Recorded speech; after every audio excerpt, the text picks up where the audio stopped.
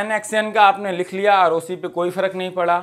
अगर एक्सएन का Z transform XZ है और आपको किसका जेड ट्रांसफॉर्म बताना है minus infinity to N X K, तो इसका ध्यान रखो, इसका क्या आएगा, सिंपली ध्यान रखो आपका, इसको मैं क्या लिख सकता हूं, एक्सएन कन्वोल्यूशन यूएन लिख सकता हूं कि नहीं, मैंने ये बताया था।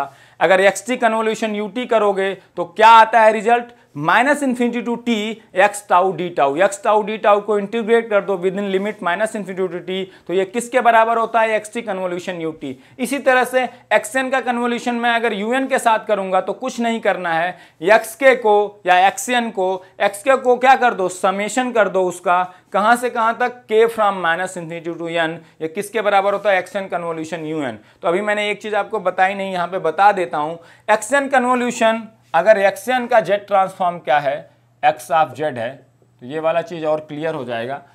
इसका आरओसी कुछ R1 होगा, आरओसी इसके साथ लगा होगा, HN मान लो, HN का क्या है, Z transform H of Z है, इसका कुछ आरओसी R2 होगा, तो X N convolution H of N का जेड ट्रांसफॉर्म क्या होगा, convolution in one domain result into multiplication in other domain. जैसे फोरियर ट्रांसफॉर्म में भी हमने देखा था, अगर कन्वोल्यूशन करते हो टी डोमेन या एन डोमेन में, तो फोरियर डोमेन में X of omega into H of omega हो जाता था, X of omega into H of क्या हो जाता था, omega. X N convolution H N का फोरियर ट्रांसफॉर्म क्या होता था, X of omega into H of omega. X T convolution S T का फोरियर ट्रांसफॉर्म क्या होता था, X of omega into H of omega. वैसे यहां भी होगा, X N convolution H N का रिजल्टेंट जेड ट्रांसफॉर्म क्या होगा, X of Z into H of Z. लेकिन यहां पे क्या होगा, ये प्रोडक्ट कब एग्जिस्ट करेगा, जब एक्स जेड भी एग्जिस्ट करे और जब एच जेड भी एग्जिस्ट करे। एक्स जेड कब एग्जिस्ट करता है, आरओसी R1 के लिए, एच जेड कब एग्जिस्ट करता है, आरओसी R2 के लिए। तो ओवरऑल ये प्रोडक्ट कब एग्जिस्ट करेगा, जब दोनों का इंटरसेक्शन, जब दोनों एग्जिस्ट करे, तो इसका आरओसी क्या हो जाएगा, बेसिकली R1 इंटरसेक्शन क्या, R2। सिंपली इसका आरओसी क्या हो जाएगा, R1 इंटरसेक्शन R2। तो यहां भी ध्यान से देखो, हमने क्या किया, एक्सएन का जेड ट्रांसफॉर्म एक्स जेड है, जब आप यूएन का जेड ट्रांसफॉर्म पढ़ोगे तो ये आता है 1/1 minus Z inverse mod of Z greater than 1। इसका यूएन का अभी मैं पढ़ाऊंगा भी, तो यहाँ पे अभी आया नहीं। यूएन का जेड ट्रांसफॉर्म आपने पढ़ा होगा, क्या होता है 1/1 minus Z inverse for ROC mod Z greater than 1। ये एग्जिस्ट करेगा 1/1 माइनस जेड इनवर्स कब, मॉड जेड ग्रेटर देन 1 के लिए ये जेड ट्रांसफॉर्म वैलिड है। बाकी मॉड जेड लेस देन 1 के लिए अगर इसको यूज करना चाहोगे जेड ट्रांसफॉर्म को, तो नहीं कर सकते। आरओसी के लिए ये वैलिड होता है, ठीक है। अब इसीलिए एक्सएन कन्वोल्यूशन यूएन का जेड ट्रांसफॉर्म क्या होगा, X of Z into you of Z. You of Z कितना है, 1 माइनस जेड इनवर्स, तो x Z into 1 minus Z inverse. अगर इसका आरओसी क्या है, R1, दूसरे का आरओसी क्या है, R2, वेयर R2, तो ओवरऑल आरओसी क्या होगा, R1 इंटरसेक्शन R2। मैंने कहा कन्वोल्यूशन रिजल्ट्स इनटू मल्टीप्लिकेशन, लेकिन आरओसी क्या हो जाता है, intersection of these two ROCs, R1 intersection R2।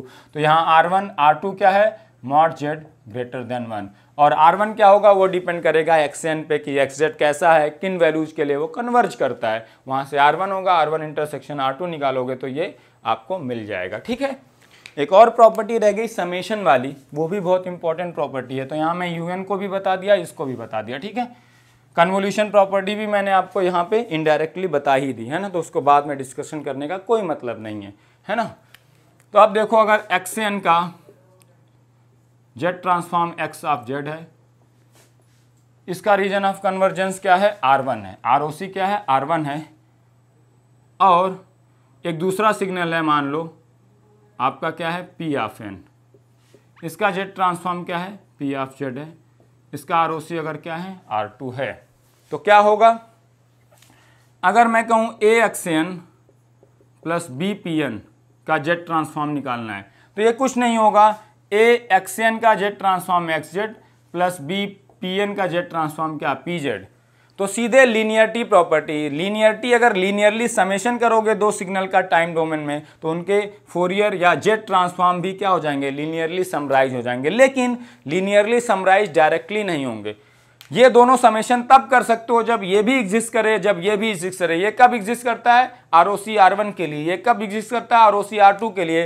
तो ओवरऑल ये कब एग्जिस्ट करेगा, for ROC R1 intersection R2। तो जब भी मल्टीप्लीकेशन हो दो जेड ट्रांसफॉर्म का, तो आरओसी R1 इंटरसेक्शन R2 होता है। जब कई जेड ट्रांसफॉर्म का समेशन भी हो तब भी आरओसी क्या होता है, R1 intersection R2 intersection R3 intersection, जितने को ऐड करोगे सबका इंटरसेक्शन से जो आरओसी आएगा वही ओवरऑल क्या होगा, रीजन ऑफ कन्वर्जेंस। ये प्रॉपर्टी इंपॉर्टेंट है, हम आगे यूज भी करेंगे इसको, है ना। तो आरओसी R1 इंटरसेक्शन क्या हो जाता है, R2 हो जाता है। ठीक है, क्लियर।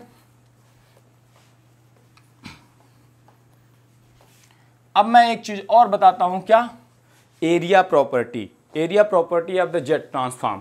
अगर मुझे चाहिए क्या, n माइनस इन्फिनिटी से इन्फिनिटी xn का समेशन चाहिए, आप क्या लेते हो, xz को, xz इज इक्वल टू क्या होता है आपका, xz इज इक्वल टू क्या होता है, z की पावर माइनस n, यही तो होता है। और इसका कुछ क्या होगा, आरओसी R1 होगा, इसका कुछ क्या होगा, आरओसी R1 होगा। अब अगर मुझे चाहिए summation of n from minus infinity to infinity x of n, तो ये मैं कहाँ से निकाल सकता हूँ बताओ। अगर यहीं मैं z की वैल्यू 1 रख दूँ तो 1 की पावर माइनस n हमेशा क्या आएगा, 1 आ जाएगा माइनस इन्फिनिटी से इन्फिनिटी। तो अगर मैं z की वैल्यू 1 रख दूँ तो x ऑफ z की value z is equal to 1 पे आपको क्या दे देगी, n from minus infinity to infinity x of n। लेकिन अभी इसमें एक चीज़ बहुत इंपॉर्टेंट है जो लोग गलतियाँ करते हैं, तो मैं z की वैल्यू क्या रख दूँ, z इज इक्वल टू 1 रख दूँ, तो मैं क्या कर सकता हूँ, x ऑफ z में अगर z की वैल्यू 1 रख दूँ तो मुझे समेशन मिल जाएगा n from minus infinity to infinity xn। लेकिन xz में आपने z इज इक्वल टू 1 रखा, मतलब अगर मॉड ऑफ z निकालूँ, z इज इक्वल टू 1 का मॉड ऑफ z कितना है, 1 ही है। अगर मैं 1 e की पावर j पाई बाई 2 रखता हूँ, उसका मैग्नीट्यूड क्या लेता है, 1, क्योंकि रीजन ऑफ कन्वर्जेंस क्या देखता है, मैग्नीट्यूड देखता है, मॉड z।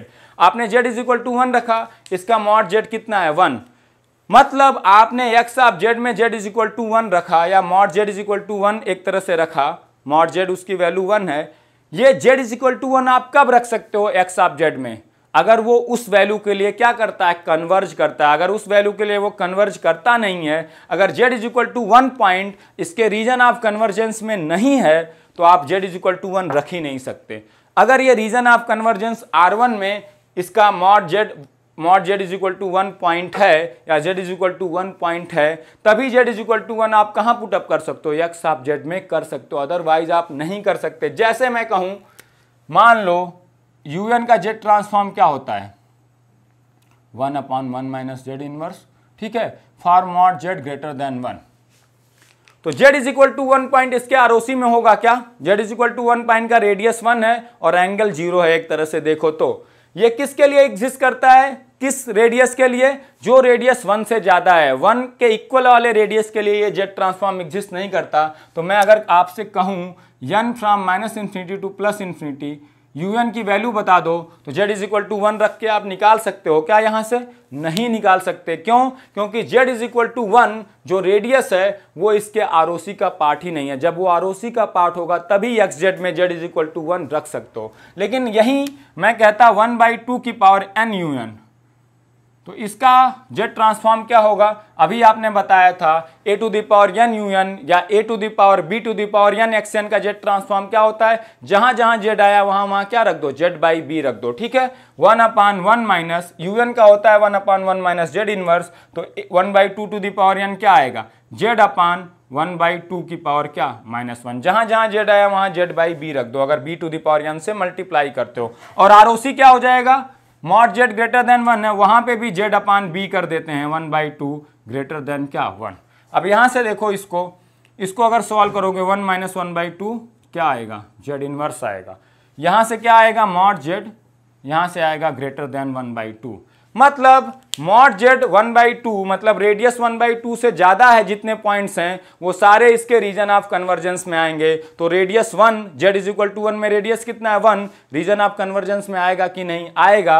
अब यहाँ z की वैल्यू 1 रख के आप समेशन आप, अब मैं कहूँ यही xn है मेरा, अगर मुझे समेशन निकालना है n from minus infinity to plus infinity 1/2 to the power n un या xn का, तो मैं कैसे निकाल सकता हूं, by putting z is equal to 1 in Z transform. और z इज इक्वल टू 1 रख सकता हूं कि नहीं रख सकता हूं, रख सकता हूं, क्यों, क्योंकि मॉड z ग्रेटर देन 1/2, 1/2 से जितने रेडियस ज़्यादा हैं वो सारे रीजन ऑफ कन्वर्जेंस में आएंगे। ये रेडियस 1/2 है, तो जो 1 वाला रेडियस है वो रीजन ऑफ कन्वर्जेंस में आएगा कि नहीं आएगा? आएगा। इसलिए जेड की वैल्यू 1 यहाँ रख सकता हूँ। अगर 1 रख सकता हूँ तो 1/1 माइनस जेड इनवर्स की वैल्यू 1 रख दो इंटू 1, ये क्या आ जाएगा? इसका समेशन करोगे तो आ जाएगा 2। आप इसका समेशन करके देखना, ज्योमेट्रिक सीरीज से 2 ही आएगा। यूजिंग जेड ट्रांसफॉर्म भी मैंने क्या कर दिया? निकाल दिया। तो ये एरिया की प्रॉपर्टी तभी वैलिड है, जेड इज इक्वल टू 1 पे एक्स जेड की वैल्यू निकाल दो, वो आ जाएगा n from minus infinity to infinity xn के बराबर summation of all the samples of xn। कैसे निकाल सकते हैं? x ऑफ जेड की value at Z is equal to 1, लेकिन जेड इज इक्वल टू 1 आप तभी रख सकते हो अगर वो रीजन ऑफ कन्वर्जेंस में हो। किसके? x ऑफ जेड के हो ना। ये चीज आप ध्यान रखना, डायरेक्टली प्रॉपर्टी यूज मत कर देना। तो मैंने आपको एक एग्जांपल से उसको समझा दिया कि ये प्रॉपर्टी कब यूज कर सकते हो, कब यूज नहीं कर सकते हो, लेकिन ये प्रॉपर्टी क्या है? इंपॉर्टेंट है। अगर रीजन ऑफ कन्वर्जेंस में z is equal to 1 point है तो ये वाली एरिया प्रॉपर्टी आपको हमेशा क्या होगी? वैलिड होगी। ठीक है। अब कुछ स्टैंडर्ड सिग्नल में है कौन सा? बेसिकली आपका u ऑफ n वाले सिग्नल, उनका जेट ट्रांसफॉर्म कैसे लिखते हैं, उनका आरओसी कैसे लिखते हैं, उस पर मैं कुछ क्वेश्चंस भी बाद में कराऊंगा। पहले उनको जेट ट्रांसफॉर्म के फॉर्म में लिख देता हूं। u ऑफ n का जेट ट्रांसफॉर्म बताओ क्या होता है? आपने पढ़ा होगा 1 माइनस जेड इनवर्स। और इसका आरओसी क्या होता है? मॉड ऑफ जेड, या वही r होता है। 1 यहाँ इंक्लूड नहीं होता है, ध्यान रखना, 1 को एक्सक्लूड किया है। 1 से जितनी ज्यादा वैल्यू वाली रेडियस है, 1 से 1.01 भी ज्यादा रेडियस है, 1.02 भी, इस तरह से जितनी 1 से ज्यादा रेडियस है एक्सक्लूडिंग 1, वो सारे रेडियस के लिए ये जेट ट्रांसफॉर्म क्या करता है? एग्जिस्ट करता है। यहाँ पे इक्वलिटी साइन नहीं है, मतलब 1 को क्या करना है? एक्सक्लूड करना है। z इज इक्वल टू 1 इसके रीजन ऑफ अनकन्वर्जेंस में नहीं आता है। 1 से जितनी ज्यादा वैल्यूज पॉसिबल हैं, 1 से ज्यादा 1.001 भी पॉसिबल है, 1 से जितनी ज्यादा रेडियस पॉसिबल है, 1 से ज्यादा वैल्यू वाली, उन सबके लिए जेट ट्रांसफॉर्म क्या करेगा? एग्जिस्ट। अब मैं कहूँ a to the power n un, जो आप बार बार पढ़ते हो, जो बार बार पिक्चर में आएगा, तो मैंने अभी बताया था xn का अगर जेट ट्रांसफॉर्म xz है तो b की पावर n x n का कितना होगा? जहां जहां z है वहां वहां क्या रख दो? z बाई b रख दो या z बाई a रख दो। तो a to the power n un का क्या होगा? जहां जहां z है वहां z बाई क्या रख दो? b, या यहाँ पे a की पावर n है a रख दो। और आरओसी में क्या आएगा? आरओसी वहां z से डिसाइड हो रहा था, मॉड z से। अब वहां जहां जहां z आया वहां वहां क्या रख दो? z by b। तो आरओसी में भी z ही आता है, मॉड z आता है, तो वहां भी क्या आ जाएगा? मॉड ऑफ z बाई क्या?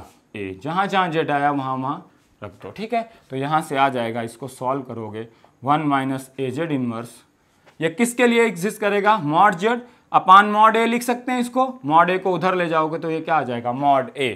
अब a की वैल्यू जैसे -2 है, -2 की पावर n है, तो यहाँ मॉड a क्या हो जाएगा? 2, क्योंकि रेडियस कभी निगेटिव हो ही नहीं सकता है ना। तो आरओसी आएगा मॉड z ग्रेटर देन 2। अगर यहाँ a की वैल्यू -1/2 है तो आरओसी आएगा मॉड z ग्रेटर देन -1/2 का। जब मॉड निकालोगे कितना आएगा? 1/2, मॉड z ग्रेटर देन 1/2 हो जाएगा। सिंपली आपको उसी के बेस पे करना है। ठीक है। अब इसी तरह से un का काउंटर पार्ट क्या होगा? un एग्जिस्ट करेगा 0 से इंफिनिटी, तो un का काउंटर पार्ट, बाकी बचे सैंपल, लेफ्ट साइड वाला पार्ट क्या बचेगा? u ऑफ -n लोगे तो वो 0 से लेके -इंफिनिटी तक आएगा, जबकि 0 पॉइंट को कौन कवर कर चुका है? un कवर कर चुका है। तो मुझे कहां से लेना है? -1 से -इंफिनिटी तक लेना है। उसको कौन सिग्नल रिप्रेजेंट करता है? u ऑफ -n -1 रिप्रेजेंट करता है। यहाँ पे माइनस साइन आगे लगा दूं, इसका जेट ट्रांसफॉर्म याद रखो, un का भी 1/1 माइनस जेड इनवर्स होता है, minus of u of -n -1 का भी यही होता है ना। तो u ऑफ -n -1 में माइनस साइन भी आता है, कितना होगा? 1 माइनस जेड इनवर्स। लेकिन यहाँ पे आरओसी चेंज हो जाएगा, तो जेट ट्रांसफॉर्म un और u of -n -1 minus sign के साथ सेम होता है, लेकिन अब आरओसी में डिफरेंस आ जाएगा। un का आरओसी कितना था? मॉड जेड ग्रेटर देन 1 था, लेकिन यहाँ आरओसी होगा mod Z less than 1, just इसका अपोजिट। 1 से रेडियस ज्यादा के लिए एग्जिस्ट करता है, 1 से रेडियस कम के लिए कौन एग्जिस्ट करता है? u of -n -1। यहाँ भी 1 इंक्लूडेड है क्या आरओसी में? नहीं।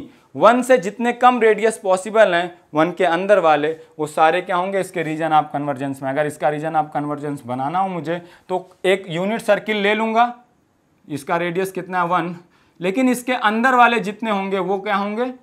इसके इसके अंदर जितने सर्किल पॉसिबल हैं, छोटे वाले 1 रेडियस से कम वाले, सारे रीजन ऑफ कन्वर्जेंस में होंगे, लेकिन ये 1 वाला रेडियस रीजन ऑफ कन्वर्जेंस से क्या होगा, एक्सक्लूडेड होगा, ये उसमें शामिल नहीं होगा क्लियरली। ठीक है, तो un और u of -n-1 minus sign के साथ सेम होते हैं जेट ट्रांसफॉर्म, लेकिन डिफरेंस क्या होता है, एक का region of convergence un right sided signal है। अब एक चीज यहां पे और भी बता देता हूं मैं आपको, अभी डिस्कस नहीं किया था, सिग्नल अगर राइट साइडेड नेचर का है, राइट साइडेड सिग्नल कैसा मैंने बताया था, क्या होता है, एक वैल्यू है, एक पॉइंट है, उसके राइट में अप टू इन्फिनिटी तक सिग्नल एग्जिस्ट करे तो इसको कहते हैं राइट साइडेड सिग्नल।